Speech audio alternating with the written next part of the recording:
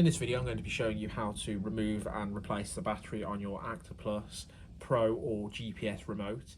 This is a simple job, only takes a matter of minutes. So first things first, I've already removed the lanyard tassels from the remote. You will need to remove these to separate both sides of the remote.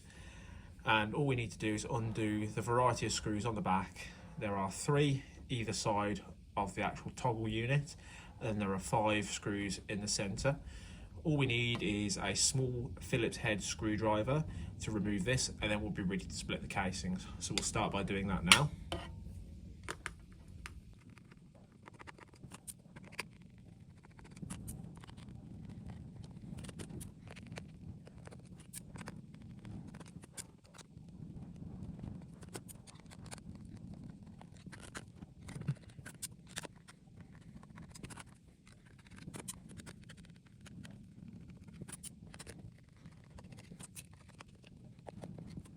Okay, once all the screws have been removed, you can actually remove these 2 covers that go over the toggle switch unit, and they will pull off. They can have some resistance sometimes, but we don't recommend trying to prise them off with like a screwdriver, for example. They will pull off by hand.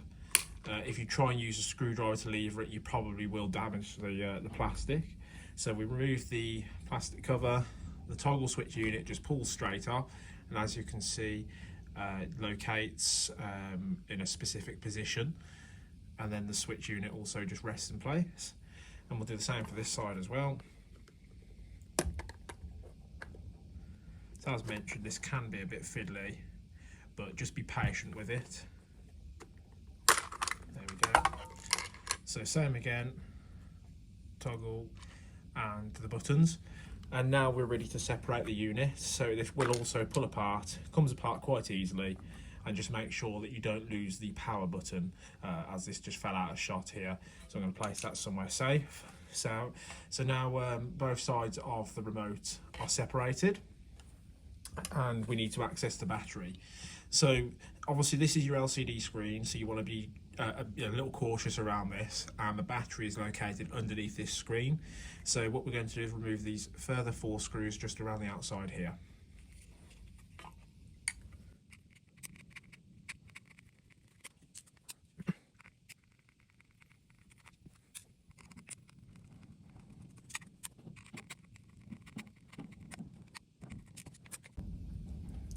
Okay, once those 4 screws are removed, we're now ready to access the battery. Just something worth quickly noting, the screws that we've removed so far from the casing and the remote are all the same, even for the screen as well, so you don't have to worry about keeping them in any specific order. They're all the same length and diameter. So as mentioned, you can now move the screen out of the way very carefully. You don't want to damage the face of the screen. You can unplug the harness if you want to, but it's not necessary as long as you're cautious. And as we can see, the battery is located underneath the screen. I have already disconnected the battery, and it simply just plugs into this plug here. It can only go in one way, and it's just a push fit as well. So the battery is retained by double-sided tape, so we're going to need to separate the bond there. This here, as you can see, this is your aerial, and that is also attached to the same piece of double-sided tape that the battery is as well. So I'm just going to move the aerial out of the way. As you can see, nice and easy. And I'm just going to slowly work at the corners of the battery with a flat-bladed screwdriver just to try and separate the bond from the double-sided tape.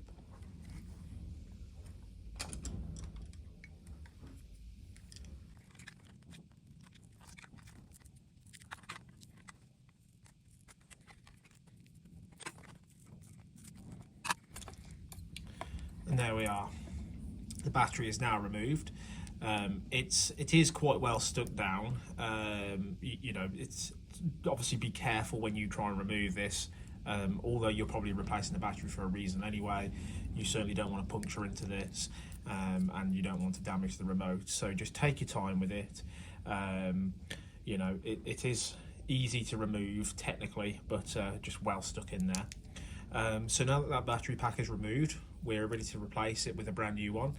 You will need some double-sided tape to retain it in place, you know, providing that the original has been damaged like this has, so it's no longer sticky. So you will need some new double-sided tape, and essentially to put it back together, it's an exact reverse of what we've just done. So we'll demonstrate that now for you.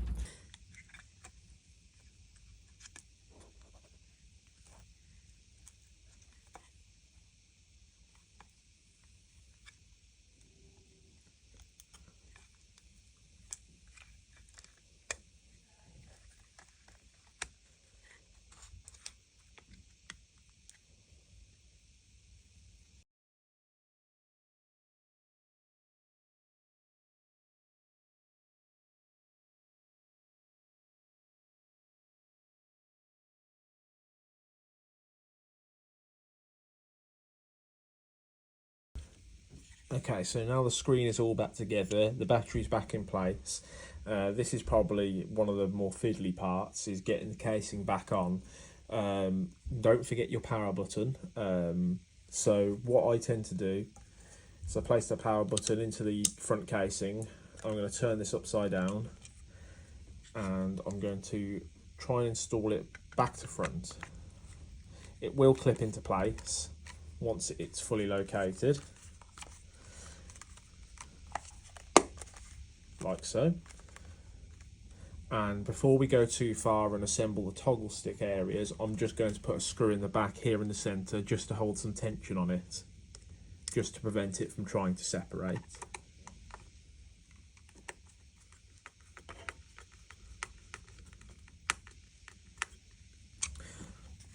So now that we've done that, we can assemble the toggle stick units back together. So as mentioned previously, the toggle sticks have a shape to them. They can only go on one way.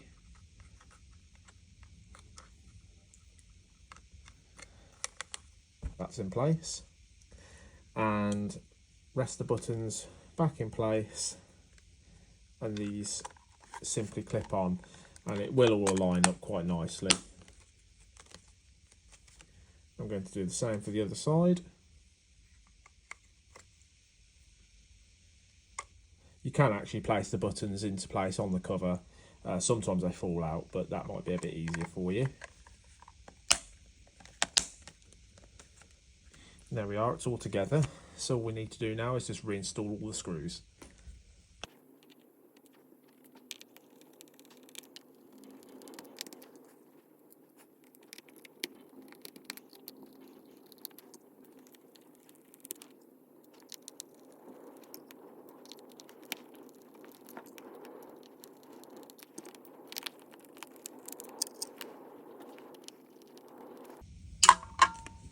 And it's all back together now.